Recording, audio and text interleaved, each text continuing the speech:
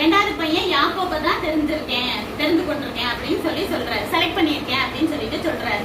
அப்பா வந்துட்டு ரெபெக்காள், அதாவது அவங்க அம்மாவுக்கு குழந்தை பெறதுக்கு முன்னாடியே தெரிஞ்சு போச்சு. சரி, ரெண்டாவது பையனை தான் தேவன் என்ன செய்யறாரு, ஆசீர்வதிச்சு உயர்த்தணும்னு விரும்புறாரு அப்படின்னு சொல்லிட்டு அப்பா குழந்தை பிறக்குது. கொஞ்சம் வருஷம் ஆகுது. மூத்தவன் பேரு என்னது சொன்னேன், ஏசாவுக்கு உடம்புல பிறக்கும் போதே ரொம்ப இந்த சில பேருக்கு ரொம்ப ஹேர் இருக்கும் தெரியுமா, பசங்களுக்கு ரொம்ப இதா இருக்கும்.